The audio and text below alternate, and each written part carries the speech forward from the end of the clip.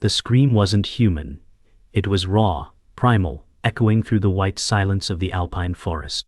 Beneath a crooked pine, half buried in snow and blood, a wolf writhed, its leg mangled in an illegal iron trap. The snow around it steamed with pain and fear. Its yellow eyes weren't just wild, they were pleading. Somewhere, far off, a snowmobile's growl rose. The wolf thrashed again, teeth clenching, breath fogging the air like a ghost trying to escape. It wasn't just the limb that was crushed, it was trust, survival, maybe even the will to live. The wind howled like a warning. Hunters don't come to help. And yet footsteps approached, not fast, but deliberate. Closer. A man's voice cut through the cold, low and stunned. Dear God, what did they do to you? In that moment, the wolf froze, not from fear, but something else. Hope. And hope hurts, sometimes more than metal. His name was Marcus Drennan, a field biologist turned reclusive trapline inspector after losing his son in a mountain accident. He hadn't spoken to anyone in weeks. But when he found the wolf, everything inside him broke and reformed all at once. He knelt, whispering softly, I'm not here to hurt you, I swear. The wolf's growl was low, primal, but its eyes tracked his hands, watchful, not hostile. Every inch of snow around them was marked with pain, and yet something ancient passed between man and beast. He pulled out bolt cutters from his pack. The metal bit screamed against the trap's hinge, echoing into the trees. The wolf howled, not from rage, but agony. Marcus whispered again, voice cracking, hold on, just a little longer. And beneath that broken pine, two souls, one scarred by nature, the other by grief, began something neither expected. A pact of pain. A flicker of trust. The trap clattered open. Blood rushed free. The wolf collapsed sideways, breath heaving, eyes wide. Marcus didn't flinch when the wolf snarled, nor when its teeth snapped inches from his glove. He held steady, murmuring, That's it. Fight me if you must, but don't give up. He wrapped the shredded leg with gauze and snow-soaked cloth, his hands trembling. The smell of iron and fur was thick, but he worked with the precision of someone saving more than just a wolf. He was saving his own soul. For a second, the forest seemed to exhale. Silence. Then the wolf let its head drop, still breathing, still bleeding, but no longer fighting. Marcus cradled its head gently. You're not alone anymore, he said. And deep in the woods, beneath a sky slowly darkening, something sacred had just been born, not a rescue, but a resurrection. Night fell fast. Marcus carried the wolf, now unconscious, wrapped in his thermal coat, across 2 miles of bitter terrain. Each step was an act of war against exhaustion and frozen ground. Stay with me, he muttered under his breath. Behind him, the trail was marked with red splotches. Above, the stars pierced the black sky like silent sentinels. The old cabin finally appeared, half buried in snow, a fading memory from his fieldwork days. He should have burned it down after his son's death. But tonight, it had a purpose again. He pushed the door open with his shoulder, snow cascading in. The heat from the small wood stove inside cracked the silence like thunder. And as he laid the wolf onto a worn blanket beside the hearth, Marcus whispered, You made it. But the truth was, so had he. The wolf slept, breathing unevenly. Its leg was bound tight, and a bowl of warm broth sat untouched beside it. Marcus sat cross-legged nearby, back against the wall, eyes never leaving his patient. You've got more fight in you than I ever did, he whispered. His voice cracked like old timber. The fire popped. Shadows danced. Somewhere deep in the woods, another wolf howled, a sound not of mourning but a call, unanswered. Marcus's fingers gripped his knees. I wasn't supposed to find you, he said. But maybe you were supposed to find me. The wolf twitched in its sleep. For a second, its paw brushed Marcus's boot. Outside, the wind screamed. But inside, two broken creatures faced the storm together. By morning, the storm had swallowed the forest in silence. Marcus stirred the fire with tired hands, eyes flicking to the wolf still curled tightly on the wool blanket. Its breathing had steadied, but remained shallow. The gauze on its leg was stained dark red. He leaned closer, whispering, "You survived the night. I didn't think you would." The wolf didn't move. Just blinked, once. That single flicker told Marcus what he needed. It was still in there. The will to live. He reached for the broth again, and held it near the wolf's muzzle. No reaction. With quiet determination, he dipped his fingers in, and let a few drops fall to the cracked lips. "Come on, just a taste." And after a few seconds, the wolf licked once, weak but willing. Marcus smiled for the first time in weeks. "That's it, you're not quitting today." And neither was he. Marcus named him Echo. Not because the wolf responded, but because he reminded Marcus of something lost and reverberating in his bone. Each hour was a test of patience.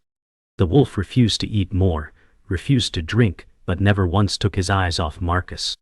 In those eyes was history, of frost, traps, hunger, and betrayal. And still, it watched him. "You're smarter than I am," Marcus muttered, pulling out a battered notebook. He began to sketch the injury, noting down signs of infection, his biologist instincts kicking in. "We'll need antibiotics, and God knows you'll hate the ride." Echo let out a low growl, more weary than threatening. Marcus chuckled under his breath. "Yeah, I thought so." Outside, the wind howled again. Inside, trust formed one glance at a time. That afternoon, Marcus wrapped Echo's leg tighter and prepared the sled. The nearest vet was 30 miles through mountain passes, nearly impossible in this storm. But time was not a luxury. "If I don't move now, you'll lose that leg," he whispered. He packed food, water, and the last vial of injectable painkiller from his emergency stash. Echo was alert, but his body sagged as Marcus lifted him into the sled's insulated crate. The wolf didn't resist. That scared Marcus more than a bite ever could. "Don't shut down on me now," he begged. The storm clawed at the roof as he tightened the straps. When he stepped outside, wind slapped his face raw. He looked down at the sled. "Hang in there, Echo." Then he turned toward the trees and vanished into the white. The forest was a blur of snow and shadow. Every path was gone, erased by white fury. Marcus pushed forward, gripping the sled rope tight as his boots sank knee-deep with every step. His breath came out in bursts of fog, face chapped raw, fingers nearly numb. Behind him, Echo lay quiet, covered in thermal blankets. Occasionally, Marcus would stop, turn back, check for movement. "You with me?" he'd ask. A low whimper answered once. That was enough. They crossed frozen creeks, climbed ridges slick with black ice. A branch cracked behind them once, sharp and unnatural. Marcus's grip tightened on the flare gun at his hip. Predators smelled blood. And Echo had plenty to give. As dusk fell, Marcus stumbled into the outskirts of the ranger outpost, a flickering porch light barely cutting through the storm. He banged on the door with a frozen fist. "I need a vet, emergency." The door opened slowly, revealing a grizzled man in his 60s, eyes widening at the sight of the blood-soaked blankets. "What the hell is that?" he asked. Marcus didn't hesitate. "A wolf. He's dying. Help me save him." There was a pause. Then the man stepped aside. "Bring him in. Fast." Inside, warmth hit like fire. Echo was lifted onto a table, still breathing, barely. The vet doctor, Keen, pulled out his tools without a word. And Marcus, for the first time in years, prayed. Inside the ranger station, the warmth felt violent. Marcus lay on a cot, his body shivering uncontrollably as the heat chased out the frost. Across the room, Echo was laid on a thick rug near the fire, an IV already in his leg. The older woman, Dr. Claire Holloway, moved like a force of nature, silent and efficient. He's critical, she muttered. But if the infection hasn't spread, he's got a chance. Marcus tried to sit up, pain slicing through his spine. Don't let him die, he croaked. Claire looked over her glasses, not unkind. You're worse than the wolf, she said. He tried to smile but failed. He saved me, Marcus whispered. And in that moment, the truth rang louder than any storm. The hours stretched long. Claire administered antibiotics and stitched torn flesh with steady hands. Marcus sat nearby, sipping broth, eyes never leaving Echo's battered form. You know, Claire said, not looking up, most would have put him down. One shot, painless. Marcus stared at the floor. I couldn't. Not after the way he looked at me. Claire glanced up, eyes softening. You saw yourself in him, didn't you? Marcus nodded slowly. We both lost something we'll never get back. Silence followed. Then Claire whispered, sometimes. That's when real bonds form. When the world stops pretending to be kind. Echo twitched. A good sign. Pain meant life. And life meant they weren't done fighting yet. That night, thunder cracked across the mountain. Lightning painted the forest in jagged light. Echo stirred in his sleep, paws twitching, jaw clenched. A nightmare. Marcus moved beside him and placed a gentle hand on his shoulder. You're safe now, he whispered, though part of him doubted it. Claire stood at the window, arms crossed. Storms shifting south. We might get a break in the morning. Marcus didn't answer. His mind wandered back to his son's accident, to the fall, the snow, the silence. He clenched his fists. I couldn't save him, he said aloud. Claire didn't move. But you're saving this one. Outside, the storm screamed. Inside, something broke, and something began.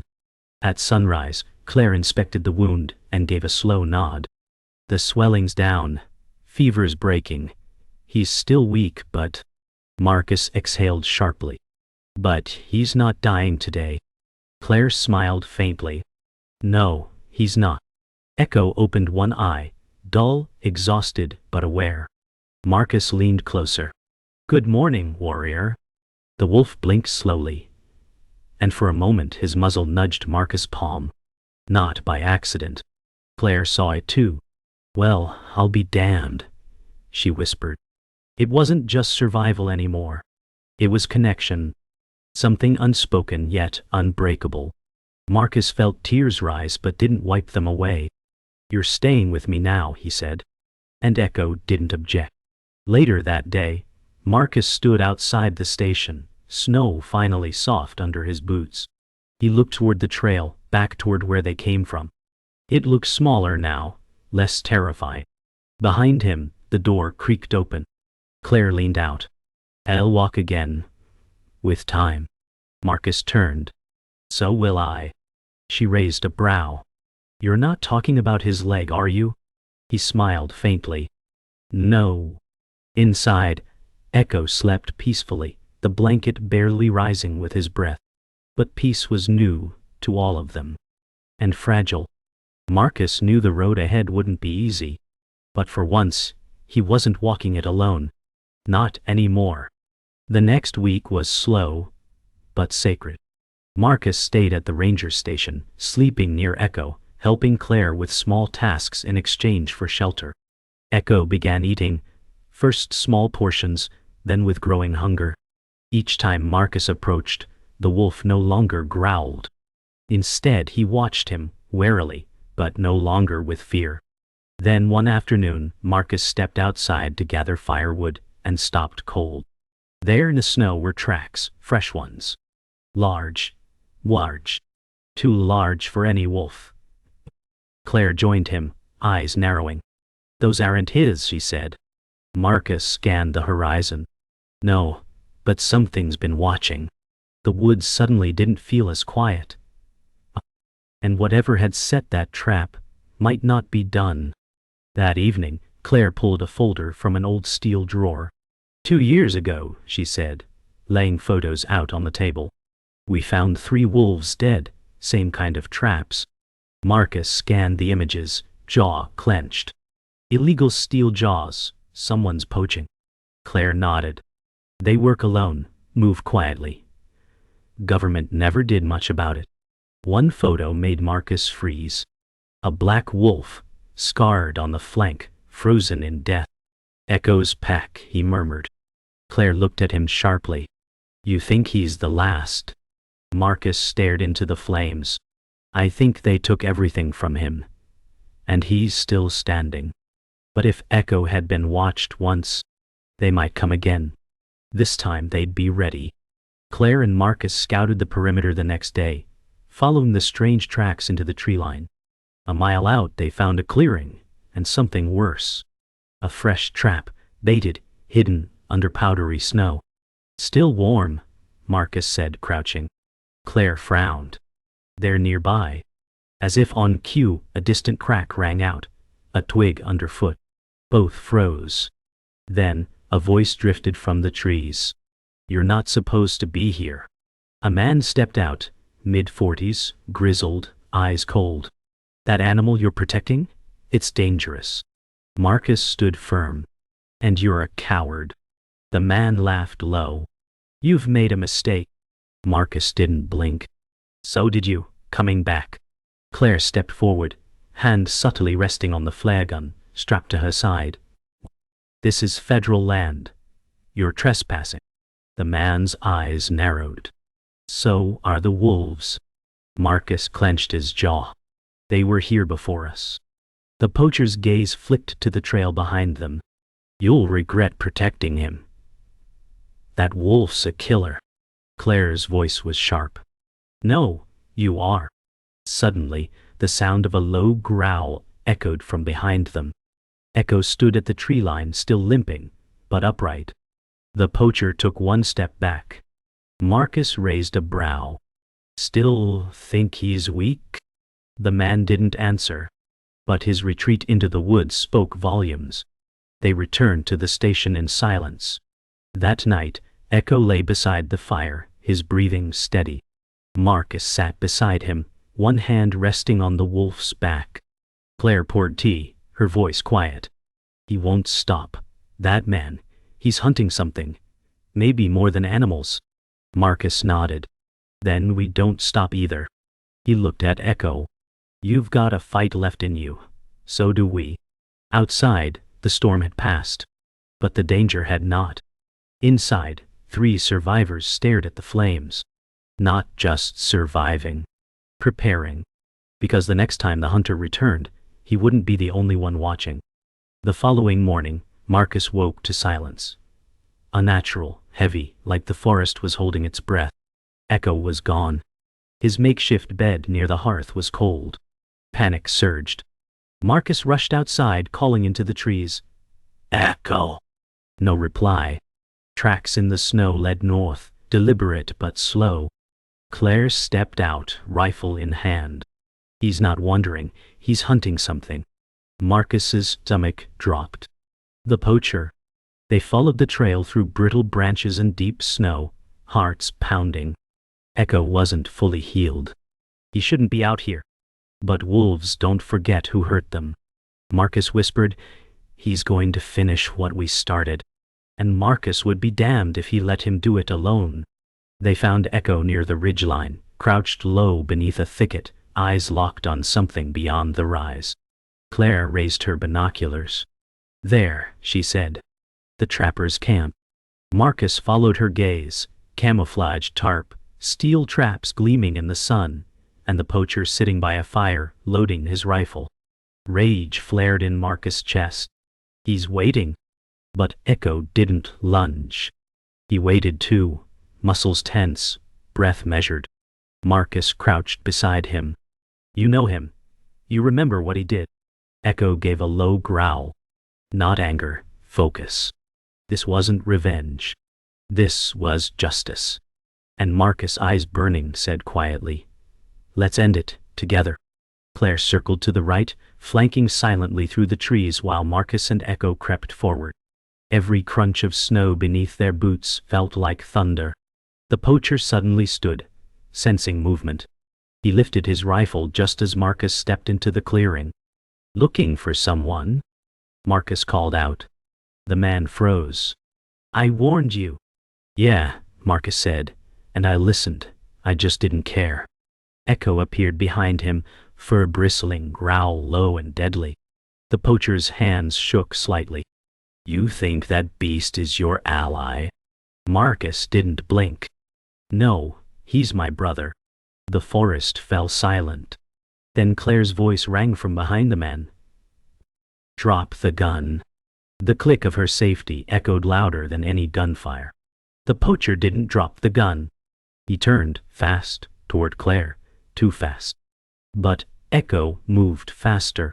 In a blur of fur and snow, the wolf lunged, knocking the rifle aside, jaws clamping down, not to kill, but to disarm. The gun fired into the sky. Claire ducked.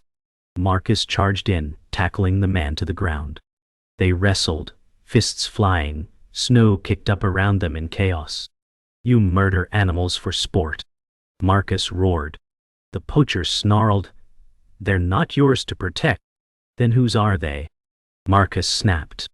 With a final punch, the man went limp. Echo backed away, chest heaving, eyes locked on Marcus, waiting for a command. But it wasn't needed. They'd already won. Hours later, the authorities arrived, summoned by flare and radio. The poacher was taken into custody, his traps confiscated, his camp dismantled. Claire gave her statement. Marcus stayed by Echo's side, who lay in the sun, wounded but alive. A young ranger approached, eyes wide. "That's the wolf from the report?" Marcus nodded. "The only one that made it." The ranger said, "Most wouldn't have risked it." Marcus smiled faintly. "Then most don't know what survival really means." Echo turned his head slightly, ears twitching. And for the first time since the trap closed, the forest felt safe again. Back at the ranger station, everything felt different. The air wasn't heavy anymore. The silence wasn't suffocating. It was sacred. Echo moved slowly now, the wound healing but still tender. Marcus sat with him every morning by the fire, sometimes speaking, sometimes silent. "I never thought I'd be the one who needed saving," he whispered once. Claire entered with supplies, pausing as she saw Marcus stroking Echo's fur. "You ever think about keeping him?" Marcus smiled faintly. "He's not mine to keep, but I'll walk beside him as long as hell let me." And Echo, eyes half-lidded, leaned into his hand. A gesture not of dependence, but of choice. Echo began to walk again, stumbling at first, then with more control each day. Claire built a temporary enclosure outside the station, but he rarely stayed within its bounds. He always found his way back to Marcus's side. "You're not meant for cages," Marcus would whisper. One afternoon, Marcus hiked with Echo through the edge of the forest. The snow had started to melt, revealing patches of green beneath. Echo paused often, nose twitching, body alert. "Something calling to you?" Marcus asked. Echo looked at him. Not through him, at him. And then kept walking. They weren't just recovering now. They were preparing for whatever came next. The vet from the regional center arrived that week to assess Echo's condition. After a long exam, he stood, wiping his hands. "He's strong. Scarred but strong. He'll never run like before. But he'll live a good life." Marcus nodded. "He already is." The vet hesitated. "You could transfer him to a sanctuary. Somewhere warm, safe." Marcus looked at Echo. The wolf sat by the fire, gaze fixed on the open woods. "He doesn't need fences. He needs freedom." Claire added, "He's earned it." The vet gave a reluctant nod. "Then let him choose." And that night, they left the door open, just in case. The next morning, Echo was gone. No panic this time, just quiet acceptance. Marcus found his tracks near the ridgeline, leading into the hills. Claire joined him, handing him coffee. "You okay?" He nodded slowly. "Yeah.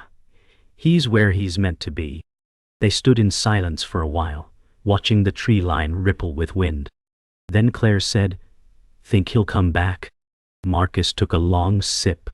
"Maybe, maybe not. But I'll always know where he is." She smiled. "How?" He glanced up at the trees. "Because now? I listen differently." The forest had given him back more than a wolf. It had returned his heartbeat. A week later, Marcus stood by the old trap site, the same crooked pine, the same silence. But now, there were no traps. Just wildflowers poking through melted snow. He laid a small piece of cloth, Echo's blood-stained bandage, beneath the tree. "You came here broken," he whispered. "And now you're whole." Wind rustled the branches. A shape moved in the distance, low, silent, and unmistakable. Echo. Watching from afar. One glance. One breath. And then he disappeared into the trees. Marcus smiled. "Not all scars fade, but some become your strength." And in that moment, the survivor became the legend. Spring arrived slowly, peeling away winter's cruelty layer by layer. The forest sang again, birds nesting, rivers thawing, branches whispering green promises. Marcus built a bench outside the ranger station, right beneath the oldest pine. Each morning he sat there with coffee, writing in a battered journal titled, simply, Echo. Not a day passed without him thinking of the wolf, wondering where he'd gone, what peaks he'd climbed, what shadows he'd passed through. Claire joined him now and then. "You still writing about him?" Marcus smiled, without looking up. "No, I'm writing with him." The wolf wasn't gone. He was etched into every word, every breath, every healing scar on Marcus' heart. Because once you walk through hell beside something wild, you never walk alone again. One afternoon, while clearing fallen branches along the southern trail, Marcus paused. A noise, faint, unmistakable, rustling through the underbrush. He turned slowly. From the shadows emerged a shape, leaner, stronger, more radiant under sunlight. His coat fuller, eyes brighter. Not limping anymore. Just standing. Watching. For a moment, neither moved. Then Echo stepped forward. Not to stay, but to show he was still there. A ghost? A guardian? Marcus smiled, heart tightening. "You look good, old friend." Echo tilted his head, just slightly, and then vanished into the brush as quickly as he came. He didn't need to stay. He'd already left something behind. Word spread about Marcus's rescue. Reporters called. Wildlife groups sent letters. One even asked if Echo could be a symbol for a new sanctuary initiative. Marcus declined. "He's not a mascot, he's a story, and you have to earn it to understand it." But he agreed to one thing, an education program teaching locals how to track wolves without harming them. He stood before a group of children one bright morning, pointing at a map, eyes alive. "Wolves are not the danger. It's our fear that is." Behind him, a photo hung on the cabin wall. Echo curled beside the fire, scarred but proud. That photo never moved. And neither did the truth it held. Claire eventually retired, handing the keys of the station to Marcus. "You kept this place alive," she said. "It's yours now." He didn't respond right away, just looked around the cabin, memories thick in the air, blood in the snow, firelight flickering on fur, a broken trap on the floor. "I'll take care of it," he finally said. She left with a knowing smile. Marcus stood at the threshold for a long time after, watching the light move across the trees. Echo hadn't returned in weeks, but Marcus wasn't waiting. He was listening. Because some creatures don't need to be seen to be felt. And some scars never fade, because they become part of the soul. On the first full moon of spring, Marcus returned to the ridge. The same place where the poacher's camp once stood. Now, wildflowers grew in its place, silent and defiant. He sat down on a flat stone and waited. Minutes passed. Then he heard it, low, distant, unmistakable. A howl. Not mournful, not angry, alive. Marcus closed his eyes, letting the sound wash over him. A promise, a memory, a scar. And when he opened them again, he whispered, "Run far, echo, but never forget where your story changed." The wind rustled the grass, the stars blinked awake, and the survivor's voice echoed through the forest, long after the man had left.